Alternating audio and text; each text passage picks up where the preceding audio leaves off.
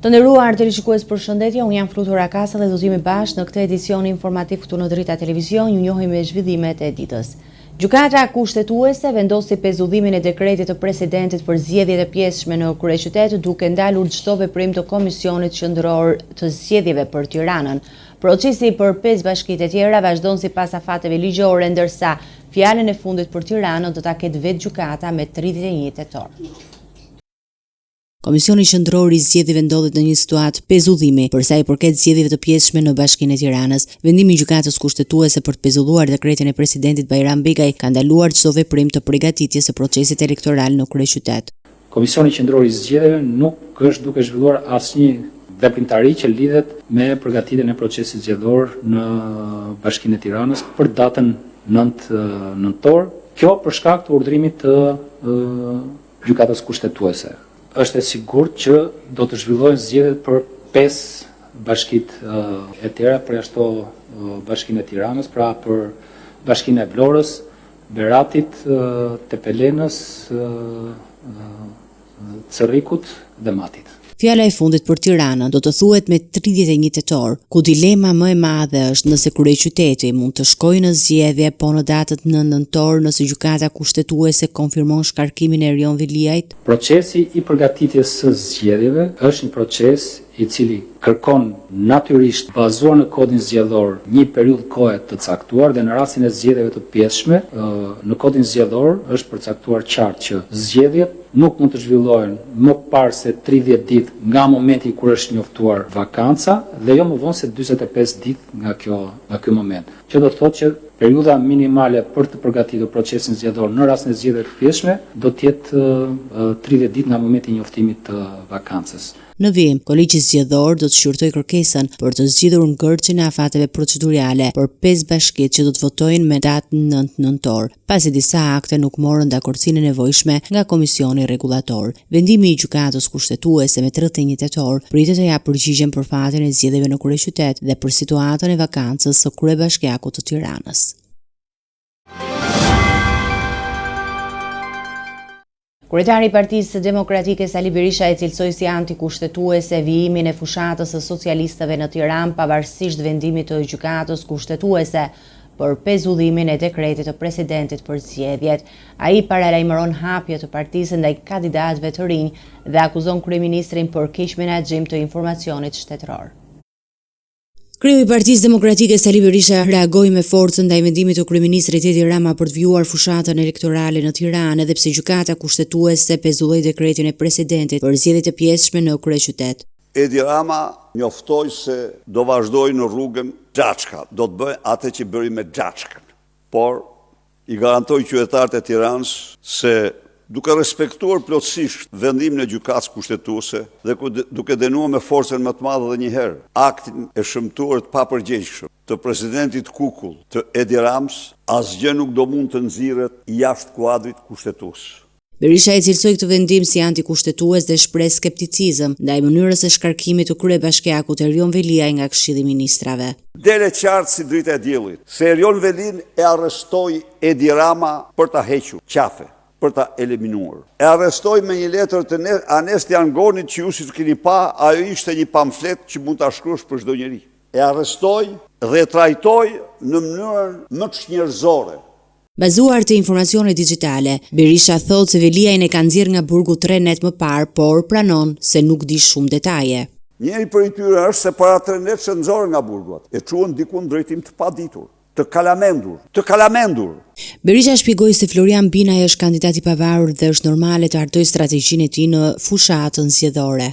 Nuk ka pse të bëj asnjë fushat me kryetarët e partive. Po, kryetarët e partive do angazhohen me të gjithë mundësitë e tyre për të mobilizuar elektoratin partjak për të votuar atë. Kryedemokrati thekson se Partia Demokratike do të hapi partinë e saj ndaj kandidatëve të pavarur duke nënvizuar gatishmërinë për të përfshirë prurje të reja në procesin zgjedhor. Që kjo parti të ndryshojë dhe të hapet. Unë kam premtuar këtë. Unë ju garantoj se jam shumë serioz në ato që premtoj. E kam premtuar këtë dhe e konsideroj jashtëzakonisht të drejta të kërkesë të qindra e mira demokratëve, por edhe mbështetësve ta. Dhe ne në këto zgjedhje, duke adaptuar këtë model me kandidaturat pavarura mbështetjet të kandidatëve të pavarur në bashkitë që garojnë 6 bashki, besoj se bëm një hap në drejtimin e duhur. Dhe kjo do vazhdojë. Berisha gjithashtu përmendi informacione të pakonfirmuara mbi Veliajin, duke treguar se nuk disponon të dhëna të plota dhe akuzon për keq menaxhim ultimesh qeveritare, duke nënvizuar mungesën e transparencës.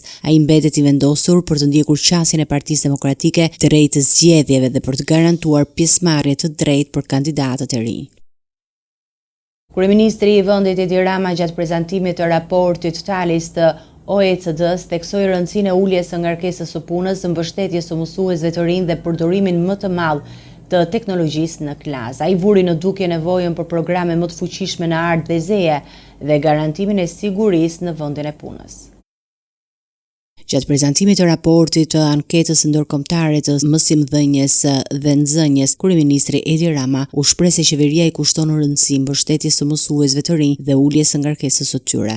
Ulja e ngarkesës së punës në funksion të rritjes mundësisë për të marrë frymë edhe për të punuar më cilësisht, si dhe integrimi gjithnjë më i madh i teknologjisë, përfshirë dhe inteligjencën artificiale në praktikat e klasës janë objektiva që duhet i ndjekim bashkërisht.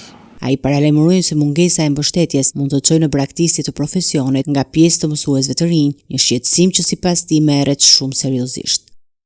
Një pjesë e mësuesve të rinj dhe posaçërisht ata nën 30 vjeç raportojnë që mund ta lënë profesionin nëse nuk do të ndjehen të mbështetur mjaftueshëm dhe nuk do ndjehen motivuar mjaftueshëm.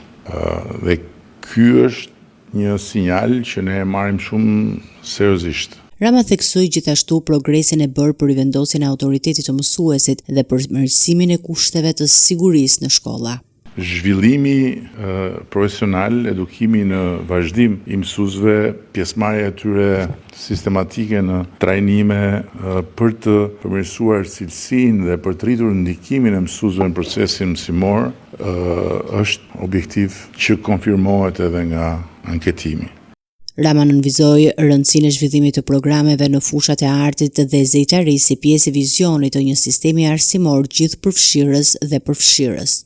Duam që të bëjmë më shumë, sidomos përmes programeve jashtë mësimore, në mënyrë që t'i mbajmë nxënësit sa më shumë të lidhur me aktivitetet dhe me praktika që zhvillohen jashtë pasqyrës shejtanit që na arrin xhep, nuk e di, unë e kam lënë makinë. Kryeministri u ndal dhe te roli i teknologjisë, duke nënvizuar se nxënësit sot kanë informacion të bollshëm, por kërkojnë udhëheqje dhe mbështetje nga mësuesit. Lavdi Zotit, që jeni këta që jeni dhe që keni nderuar edhe Shqipërinë në këtë proces. Nuk dua të hy në sa gjëra kemi bërë ose sa gjëra po bëjmë, po dua të them që jemi shumë të vetëdijshëm për domosdoshmërinë edhe të disa hapave të tjerë që duhen bërë, duke filluar nga reforma kurikulare, arsimit parauniversitar, që natyrisht është diçka që lidhet me ju dhe që garantohet përmes ndërveprimit me ju, theksi i fortë që do t'i vëmë gjithmonë më shumë bashkërisht shkencës, teknologjisë, me një mirë kuptim madh për domosdoshmërinë gjithnjë e më evidente që të nxisim më shumë inxhinierinë, të nxisim më shumë matematikën dhe të integrojmë sa më shumë inteligjencën artificiale në procesin mësimor. Ai siguroi se qeveria do të qëndrojë pranë mësuesve duke ofruar përkushtim dhe mbështetje të vazhdueshme për të ndihmuar ata të përballojnë sfidat e reja në arsimin modern.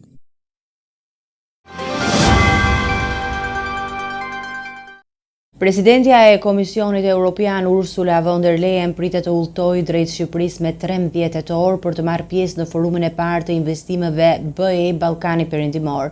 Në një ngjarje kjo që do të jenë pranishëm lider politik dhe përfaqësues të sektorit privat, ndërsa do të nënshkruhen marrëveshje të rëndësishme bashkëpunimi ekonomik. Tirana bëhet epicentra e investimeve në Ballkan. Në Pallatin e Kongreseve me 13 tetor, kryeministri Edi Rama do të çel punimet e forumit të parë të investimeve BE Ballkani Perëndimor. Një moment të veçantë në këtë ngjarje do të ketë edhe presidentja e Komisionit Evropian Ursula von der Leyen, e cila do të mbajë një fjalim për strategjitë e BE-s dhe investimet në zhvillimin ekonomik të rajonit. Në forum do të marrë pjesë gjithashtu Diella, ministrja virtuale për inteligjencën artificiale, që do të prezantojë projektet inovative dhe mundësitë e zhvillimit digital në Ballkan. Pas fjalës së saj, pritet nënshkrimi i disa marrëveshjeve ekonomike të karakterit bilateral dhe rajonal që synojnë të forcojnë bashkëpunimin midis Ballkanit Perëndimor dhe Bashkimit Evropian. Punimet ditore do të ndahen në panele tematike ku përfaqësuesit e bizneseve dhe ekspertë e ekonomisë do të diskutojnë mundësinë e investimeve në 6 vendet e Ballkanit Perëndimor. Fokus të veçantë do të kenë sektorët e energjisë, digitalizimit, bioekonomisë, prodhimit dhe lëndëve të para, si dhe shërbime turistike dhe hoteleria. Ky forum vjen në një kohë kur Bashkimi Evropian kërkon të rigjallërojë ekonominë dhe të ruajë konkurrueshmërinë globale, duke parë në Ballkan një mundësi të re për investime strategjike. Organizatorët presin që ngjarja të shërbejë si një platformë për të tërhequr investimet e huaja direkte, për të forcuar bashkëpunimin ekonomik dhe për të përshpejtuar integrimin e ekonomive të rajonit në tregun e vetëm evropian. Me këtë nisëm, Tirana synon të shndrohet në një qendër të rëndësishme për dialogun ekonomik dhe investimet rajonale, duke bashkuar politikën dhe bizneset në një vizion të përbashkët për zhvillimin e qëndrueshëm dhe inovativ të Ballkanit Perëndimor. Gjykata e lartë ka caktuar datën 16 tetor për shqyrtimin e rekursit të ish-presidentit Ilir Meta, i cili kërkon zëvendësimin e masës së sigurisë. Seanca do të zhvillohet në një dhomë këshillimi, ku pritet që të përcaktohet nëse Meta do të vazhdojë të qëndrojë në paraburgim apo do të lirohet me një masë më të lehtë sigurie.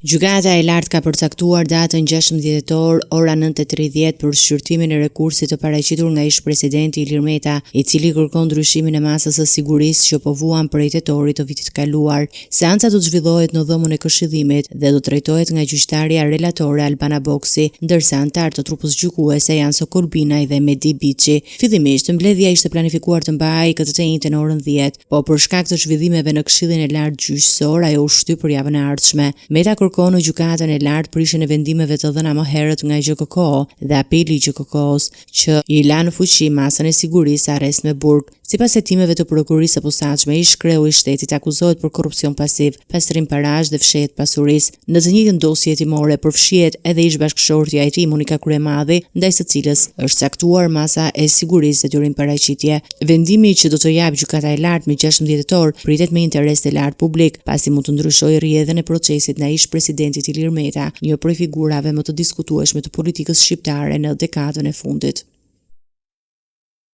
Pas shqetësimeve të ngritura nga gjyqtarët për mungesën e sigurisë në gjykata, komandanti i Gardës së Republikës Simon Zereci ka inspektuar këtë të premte gjykatën e posaçme antikorrupsion. Ai u shoqërua nga kryetari i gjykatës Erion Bani dhe kontrolli përfshiu të gjitha hapësirat kryesore të godinës, duke përfshirë hyrjet, sallat e gjyqit, zyrat administrative, hapësirat publike dhe parkimet.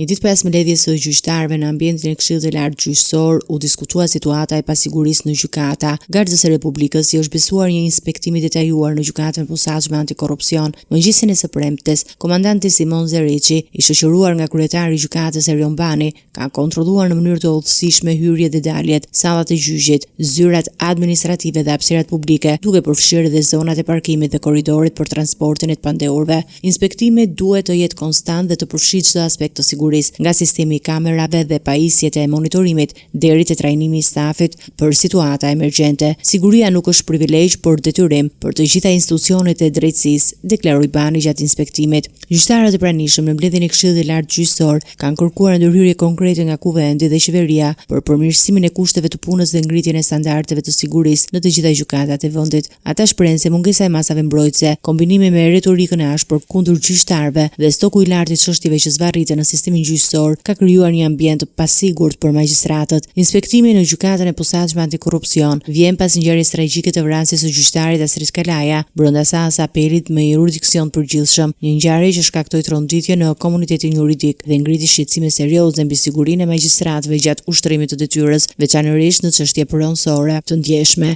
Godina, e cila për 2 muajsh është në proces rikonstruksioni, pritet të përfundojë në javët e ardhshme, ndërsa grupi i gjyqtarëve kërkojnë që pas përfundimit të punimeve kërcënimeve të vendosen protokolle strikte sigurie dhe të përmirësohen masat mbrojtëse për të parandaluar incidente të ngjashme në të ardhmen. Ky inspektim shërben gjithashtu si paralajmërim për institucionet shtetërore për të marrë përgjegjësitë e tyre dhe për të garantuar mbrojtje fizike të gjyqtarëve dhe të gjithë personelit të gjykatave.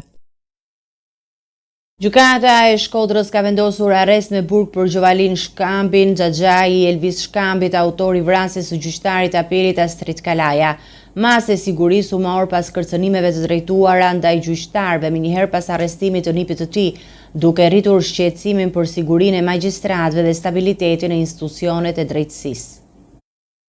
Gjovalin Shkambi u paraqit sot para gjykatës së Shkodrës për të njohur me masën e sigurisë ku gjykata vendosi arrest me burg. Vendimi u mor pas deklaratës kërcënuese që Shkambi bëri ndaj gjyqtarëve, duke paralajmëruar se çdo person që do dënonte nipin e tij Elvis Shkambi do të përballej me pasoja të dhunshme.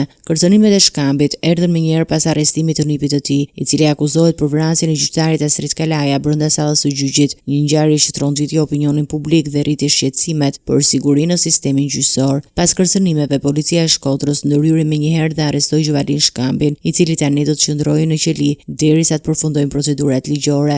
Autoritetet theksuan rëndësinë e mbrojtjes së magjistratëve dhe nevojën për masa të forta sigurie, duke paralajmëruar se çdo kërcënim ndaj tyre do të dëshkohet sipas ligjit. Familja e Gjovalin Shkambit ka kërkuar falje publike, duke theksuar se ai ndodhi në një gjendje të rënduar psikologjike dhe emocionale dhe se qëllimi i tyre nuk është të përdorin gjuhë urrëtie ndaj personave që ushtrojnë detyrën e tyre. Në një deklaratë për mediat, ata shprehin keqardhje të thellë për incidentin dhe kërkuan mirëkuptim për gjendjen e vështirë të afërmit të tyre. E kuptojmë djeshmërinë e situatës dhe reagimin e institucioneve, por për momentin kur babai u mor në pyetje, gjendja e tij psikologjike ishte rënduar dhe jashtë kontrollit. Ngjarja ka rritur shqetësime për sigurinë në gjykata dhe është shënuar si paralajmërim serioz për institucionet ligjzbatuese që të forcojnë masat e sigurisë për magjistratët dhe stafin gjyqësor. Specialistët e sigurisë dhe autoritetet e drejtësisë po shqyrtojnë mënyra për të parandaluar incidente të ngjashme në të ardhmen, duke përfshirë monitorim të rrept në godinat e gjykatave dhe mbrojtjes së stafit juridik.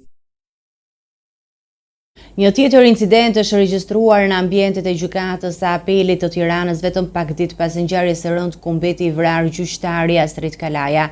Një shtetas të shoqëruar nga policia pas përplasjes me punojësit e sigurisë, ndërsa ende nuk janë marrë masa shtesë për garantimin e sigurisë në institucionet gjyqësore. Tension në gjykatën e apelit në Tiranë. Një shtetas është shoqëruar nga policia pasi u përplas me stafin e sigurisë në hyrje të godinës. Burimet nga ngjarja bëjnë me dije se ai kishte shkuar për të ndjekur seancën gjyqësore të një familjarit të tij, i cili po apelonte vendimin për ekstradim drejt një vendi të Bashkimit Evropian, ku është dënuar për shfrytëzim prostitucionin në bashkëpunim. Sipas të dhënave paraprake, seanca zhvillohej me dyert të mbyllura, por për këtë arsye ai nuk u lejoa të hynte në sallë. Ky moment duket se ka shkaktuar reagim të ashpër të shtetasit, i cili ka ofenduar dhe ka kërcënuar verbalisht punojësit e sigurisë dhe disa të pranishëm në ambientet e gjykatës. Policia ndërhyri menjëherë duke shoqëruar personin për verifikimet më teshme, ndërsa ngjarja ka rikthyer shqetësimin për mungesën e masave të nevojshme të sigurisë në institucionet e drejtësisë. Burimet nga gjykata e apelit të jurisdiksionit përgjithshëm bëjnë me dije se pavarësisht ngjarjes tragjike të 6 shtetorit, ku mbeti i vrarë gjyqtari Astrid Kalaja, ende nuk janë marrë masa shtesë për rritjen e nivelit të kontrollit në hyrje dalje të gjykatave. Aktualisht kontrollit po kryhen nga vetë administrata e institucionit dhe nga strukturat e posaçme sigurie.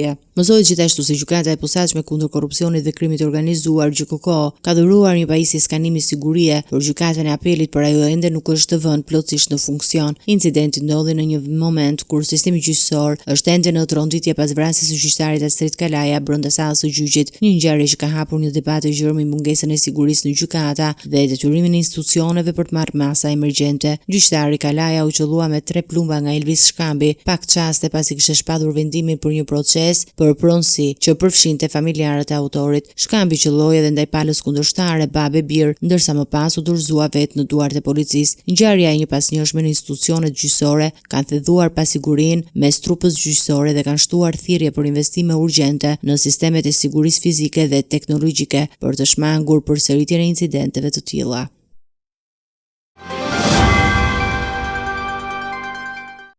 Pas 4 muaj shëtime të vazhdueshme, policia e Pogradecit ka finalizuar me sukses një operacion antidrog, duke zbuluar dhe goditur një grup që merrej me shpërndarjen e lëndëve narkotike të llojit kokainë në qytet. 4 persona janë arrestuar, ndërsa një tjetër është shpadur në kërkim. Operacioni i gutuar i zhvilluar nga policia e Pogradecit ka çuar në pranë nga 4 persona të përfshirë në shpërndarjen e lëndëve narkotike, ndërsa një tjetër vijon të jetë në kërkim. Sipas hetimeve të zhvilluara prej 4 muajsh, grupi vepronte në mënyrë të organizuar, duke shpërndarë kokainë në doza të vogla në zona të ndryshme të qytetit, kryesisht pranë lokaleve dhe ambienteve të frekuentuara nga të rinjt. Gjatë kontrollit të ushtruar nga policia, një prej tyre arrestuarve u kap në flagrancë teksa drejtonte automjetin pa leje. Brenda mjetit, oficerët gjetën një sasi të konsiderueshme kokainë të ndarë gati për shitje. Në total, policia sekuestroi 10 doza të lëndës narkotike, 2 automjete dhe 10 telefona celular që dyshohet se përdoreshin për komunikime dhe koordinimin e shpërndarjes së drogës. Hetimet kanë zbuluar se anëtarët e grupit kishin ndarë rolet mes tyre, duke vepruar në mënyrë të kujdesshme për të shmangur ndjekje nga policia. Materialet i kaluan prokurisë së rrethit gjyqësor Pogradec për veprimet mëtejshme hetimore, ndërsa operacioni konsiderohet një tjetër goditje ndaj shpërndarjes së narkotikëve në qytetet e vogla turistike të vendit.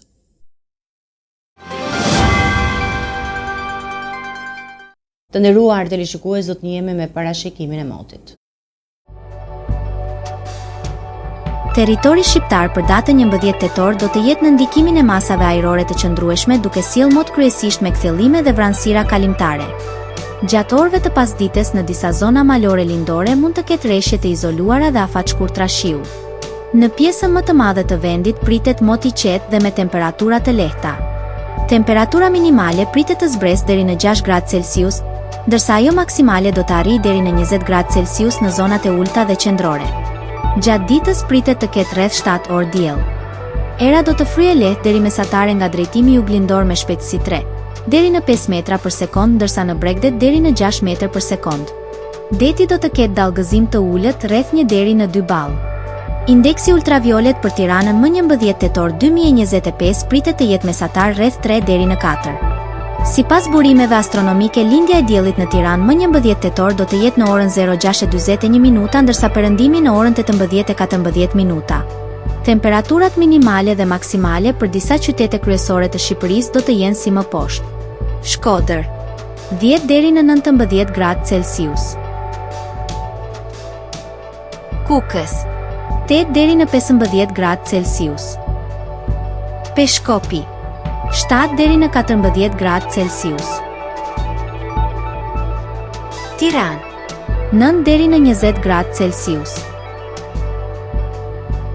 Durrës 11 deri në 19 gradë Celsius. Kavaj 10 deri në 19 gradë Celsius.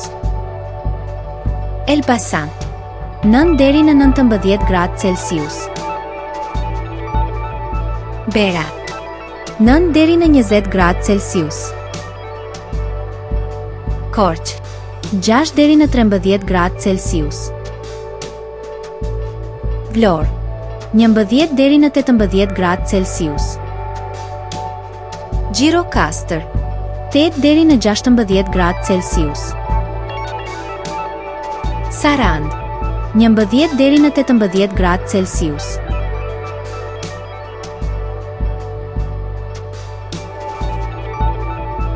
Territori i Kosovës për datën 11 tetor 2025 do të jetë në ndikimin e masave ajrore të ftohta dhe të lagështa, duke sjellë mot me vranësira të herpashershme dhe rreshje të izoluara shiu. Në zonat malore mbi 900 metra mund të ketë rreshje të lehta bore. Temperatura minimale pritet të zbresë deri në 0 gradë Celsius, ndërsa ajo maksimale do të ngjitet deri në 5 gradë Celsius në qytetet kryesore. Era do të fryjë lehtë nga drejtimi verior me shpejtësi 2 deri në 4 metra për sekond. Indeksi ultraviolet për Prishtinën më 11 tetor 2025 pritet të jetë i ulët rreth 2. Sipas burimeve astronomike, lindja e diellit në Prishtinë më 11 tetor do të jetë në orën 06:37 minuta, ndërsa perëndimi në orën 18:08 minuta. Temperaturat minimale dhe maksimale për disa qytete kryesore të Kosovës do të jenë si më poshtë. Mitrovica 0 deri në 4 gradë Celsius. Podujev 0 deri në 4 gradë Celsius. Skënderaj 0 deri në 4 gradë Celsius. Pej 1 deri në 5 gradë Celsius. Prishtinë 0 deri në 5 gradë Celsius. Gjakov 1 deri në 5 gradë Celsius. Mali i Shevë, 0 deri në 4 gradë Celsius. Gjilan, 0 deri në 4 gradë Celsius. Ferizaj, 0 deri në 4 gradë Celsius. Kaçanik, 0 deri në 4 gradë Celsius. Suhare, 1 deri në 5 gradë Celsius. Prizren, 1 deri në 5 gradë Celsius.